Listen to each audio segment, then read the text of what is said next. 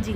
सो हमने basicity of aromatic amines में पढ़ा अभी तक कि नेचर पर डिपेंड करते हैं और पोजीशन पर डिपेंड करते हैं, plus I minus pi, inductive fact, resonance. Resonance जो है ऑर्थो पैरा पोजीशन पे होता है, इंडक्टिव फैक्ट सारी जगह हो जाता है। उसके बाद इलेक्ट्रॉन, अगर इलेक्ट्रॉन को रिलीज़ करो तो मतलब अगर इलेक्ट्रॉन को रिलीज़ करें तो मतलब इंडक्टिव फैक्ट हमारा बढ़ जाए, इलेक्ट्रॉन रिलीजिंग इंडक्टिव फैक्ट होगा तो मतलब हमारी बेसिसिटी बढ़ेगी, क्योंकि बढ़ेगी तो हमने पढ़ा कि अगर इलेक्ट्रॉन रिलीजिंग है तो मतलब इंडक्टिव फैक्ट है तो मतलब बेसिसिटी बढ़ेगी, क्योंकि इलेक्ट्रॉन पेयर जो होते हैं हमारे पास और नाइट्रोजन एटम इंक्रीज़ करते हैं तो इलेक्ट्रॉन डेंसिटी बढ़ती है, तो इलेक्ट्रॉन रिलीजिंग में बेसिसिटी बढ़ रही है, इलेक्ट्रॉन विड्रॉइंग में बेसिसिटी डिक्रीज़ कर रही है। अब इसमें इलेक्ट्रॉन रिलीजिंग में अगर इंडक्टिविटी बढ़ रही है हमारे पास, बेसिसिटी बढ़ रही है इंडक्टिव फैक्ट के कारण, तो इसमें क्या होता है कि जो हमारे पास इलेक्ट्रॉन है वो डिस्पर्स कर देंगे।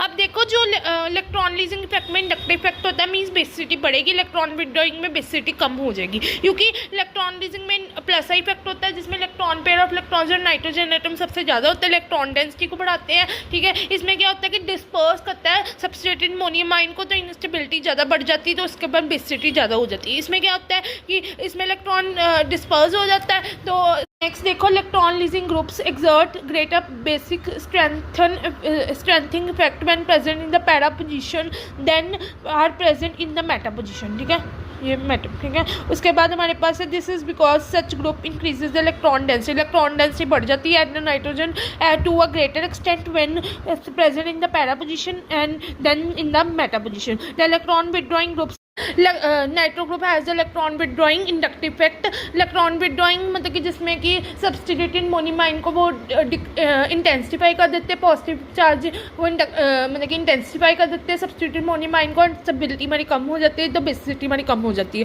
As well as the withdrawing resonance effect. ठीक है, while the inductive effect operates at both the Meta.